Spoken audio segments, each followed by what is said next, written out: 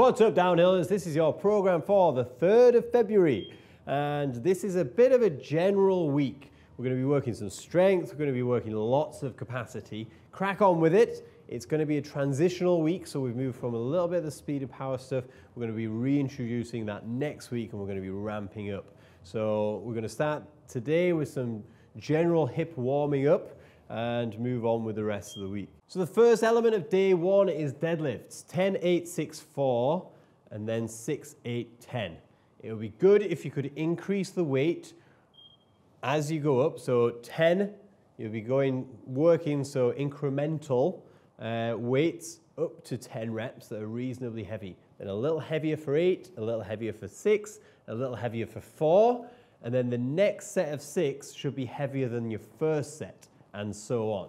So to do that, because we're going to be doing a bit of volume on some reasonably heavy weight, then it's really important that you get your hips fired up nice and warm. So a nice 5-minute heart-raising cardio piece, maybe on a bike or a rowing machine, which would be particularly good because we're going to be doing some pulling, and that's going to fire up your hamstrings and glutes.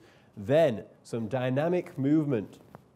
So just some leg swings are going to be good. Don't go crazy to start, but gradually getting higher each side. Maybe do 20 or 30 each side, straight forward and back, nicely braced through your midline, and then facing inwards. And get into your groin here, 20 to 30 again. So you get your piriformis at the back and your glutes as it's this side and this side into the groin. General opening of the hip. So you're going to be doing longer than I'm doing. I'm just demoing the movements here. Once you've done a little bit of a dynamic warm-up like that, a band is absolutely great for what we call banded distraction. So this helps manipulate your ball and socket joint and open it up. So what we're going to do here is point the camera a bit further down. So load up a band about hip height, tuck it right up into your groin, and load up lots of tension. From there, take a back step lunge, and you can really manipulate that joint into opening up into some nice positions.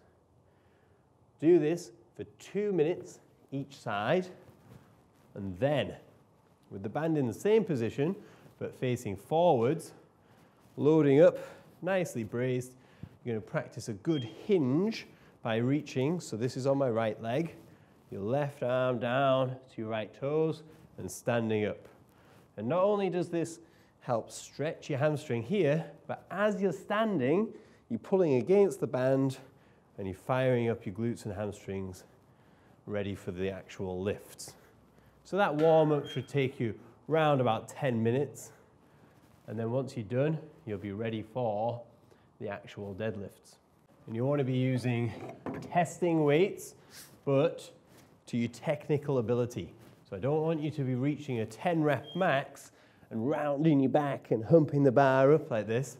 It must be a very nice, solid, hinge-based deadlift. So that hinge being single joint movement all through the hip, and that's going to be really good because we're working posterior chain today. Try and avoid pushing your knees forwards unless your mobility inhibits you from bringing the bar up from the ground. You're going to rest about 2 minutes, 2 to 3 minutes between each working set of those deadlifts, and then about 5 minutes before the actual workout. The workout itself is very hinged based again, so it's a double kettlebell. You can use a single kettlebell if you only have one of a particular weight and you don't have two the same. You can do Russian kettlebell swings. Otherwise, it would be great if you had two to be nicely braced and thinking about hinge movement all the way to eye level, initiated with posterior chain in a really nice, stable back position. So your midline is braced for the movement and initiated with the musculature on your glutes and hamstrings. If you start getting lower back pump, so you're extending with your lower back, that's going to be pretty detrimental to this workout, but it might show up a little bit of movement dysfunction. So work on bracing your midline and moving more of your hip. So your goal is to do 150 of these double kettlebell swings at reasonably testing weight. So I maybe go 24s, maybe 16s for guys, and then 16s to 12s for girls. During your race to 150, on the minute, every minute, do 5 burpees. So this is an incentive to get them done quicker because you always have to do those burpees on the minute. And that's part B of day 1. Part C is going to be Russian twists. So I did have a comment on YouTube. I apologize for not specifying that Russian twists would be 1 rep, 2 reps, 3 reps, 4 reps, 5 reps, counted this way, and not that there and back would be counted as 1 rep. And that's that for day 1. Okay, so moving on to day 2. Day 2 is going to be an upper body focused day, so that demands lots of overhead work. It's important now that you open your shoulders. You do a general warm-up on the rowing machine, or a ski erg would be good today because it's upper body. Then these are really good movements to put into your warm-up and mobility before an overhead day. So a band attached reasonably high, loading up, you can see that there. So you're doing a nice hinge position and allowing your shoulder to relax forwards. The band's going to be pulling you, then turn your wrist so that your palm is facing up, and then the same leg back and out to the side. And then from there, relax into it for about a minute, and then swap sides. This position, I'll show you the other way around. Is that maybe a bit better? So you can see this position is really going to open up the lats and a little bit of the shoulder. Once you've done that, either side, then move on. Band onto your elbow, walking out from the rig, and then from there, a nice breathe through.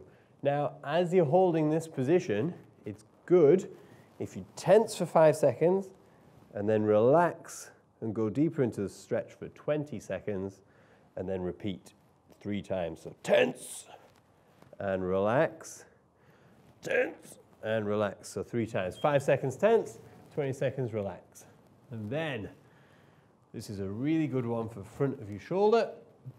Holding the band again. You walk all the way around so that the band is pulling and you get nice tension through the front here. Hopefully you can see that. Load up lots of tension.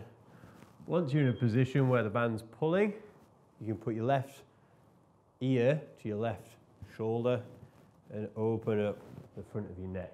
This will counteract quite a lot of office work problems. So tightening down here. So this stretch here will be really good for opening the shoulder. And then once you've done one side, just see yourself, reach up, see if it's made any difference. I can pretty much guarantee that it will. Once you've done that, you'll be ready for the workout itself, which requires a bench and a dumbbell. You're going to do 10 to 15 reps, 3 times round of single arm bench press.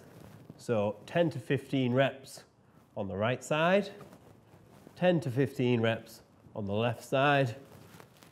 Then you're going to superset it with single arm rows. So nice flat back position, rowing without any hip involvement whatsoever, 10 to 15 times. The likelihood is that you'll be using a dumbbell that's heavier on the press than the pull. So feel free to mix up the weights completely. Single arm, because it creates more balance, it's going to be really good for your bike handling skill, and particularly because we don't want to be using a bar at this stage, because it might encourage you to get one side stronger that might already be stronger, so creating more imbalance. Part B is going to be a spicy workout. It's going to be 30 minutes total. It's going to be 5 minutes working up the ladder of some movements I'll show you in a second, and then 5 minutes on a rowing machine, if you've got a rowing machine, or a bike or a ski erg or some kind of cardio piece. And that 5 minutes is going to be a sustained effort. So the 5 minutes off is going to be reasonably hard, and then the 5 minutes on the bike is going to be just a sustained, steady pace, kind of recovering, but like an active recovery. So you can push your pace on that if you like. Try and get a nice settled pace, but don't go crazy. The important part is the movements in between. And those movements are, so you're going to go up the ladder, 1 dumbbell snatch, 1 dumbbell thruster on the right arm, then 1 snatch, 1 thruster left arm, 2 snatch, 2 thrusters right, 2 and 2, 3 and 3, all the way up as far as you can in 5 minutes. Then you're going to get onto the bike or the rower, sustained effort for 5 minutes, get back off and start back at 1 on the dumbbell. And that way, you've got an incentive to try and beat your first round to see how far you can get. I suggest that you alternate sides. So if you start on your left arm the first time round, start on your right the second time round and alternate. So the dumbbell snatch, it's going to be a hang snatch. So between the legs, locking out at the top, a nice explosion, a nice dynamic movement through the shoulder. So once you've done that, you're going to drop it down and do your thrusters. And then you're going to swap sides.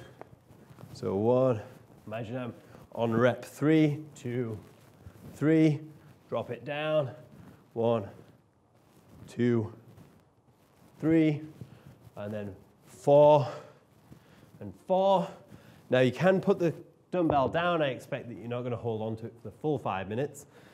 Use a testing weight, that's a 15. That's probably going to be about right. Maybe 10 kilos if you're not so strong in the shoulders for guys, even down to like 6 kilos. You can use a kettlebell for this if you like, if you prefer kettlebells. I prefer dumbbells, and work your way through as far as you can. So that 30-minute workout is the capacity workout for day 2. Whew. You have to forgive me, I'm still really not very well. I'll plug on. So day 3. 20 minutes, as many rounds as you can of 20 box jumps, 24 inches for guys, 20 for girls, 20 alternate lunges, so they can be forward stepping with your knee to the ground, chest nice and high, and then 10 toes to bar. So quick run through of the toes to bar. Again, if you've been on the program for a while, you'll know the options here. To be hitting toes to bar would be great, but straight leg raises, great. Whew. Obviously, there's not a lot of space behind me. And then knee raises, great too. So scale to one that you can do consistently throughout the whole workout. Toes to bar are great, but if it's to the detriment of the capacity and you're doing sets of 2, then don't bother. Move on to a scaled version so that you can keep the tempo high. Then once you've done that for 20 minutes, you're going to rest for 5 minutes and do another AMRAP, as many rounds as you can in 20 minutes of different movements. And they're going to be 20 calories on a rowing machine or a bike. They would be the preferred. A ski erg, if you have one, would be great, or a turbo trainer, absolutely fine. So 20 calories, then 10 burpees. So everyone knows a burpee really. Chest and thighs to the ground, stand up, jump and clap, so fully extend the hip, and then 10 pull-ups. So these pull-ups today, kipping pull-ups if you have them, because it's a capacity workout. So lots of hip movement. Strict pull-ups if you don't have kipping pull-ups and you're an absolute weapon at strict pull-ups, or jumping pull-ups. So if you don't have either of those, then jumping, using lots of your body to get the movement done. I'd rather you didn't use bands today or any assistance. I'd rather it was more of a dynamic effort. And that's that for day 3. Day 4, as I said at the start, you've got options on there. So rowing workout would be really good. I prefer if you could get onto a rowing machine. I absolutely love these for you bike athletes, and it really helps with bike control and nice hip health. If you're a runner, you enjoy running, then by all means do that if you can recover whilst running. There's pacings on there based off your 2,000 meter test. So if that was a while ago, then still use those same numbers. Even if you feel like you're a bit faster, You can adjust by seconds during the workout, but there's some suggestions there on the pacing for that row if you're doing the intervals. And that's that for your program for the 3rd of February. Apologies, I think I made it through again. Hopefully next week I'll have shifted this cold. I'll take more Lemsips next time. So all the best. Happy riding, happy gymming. See you next week. Peace.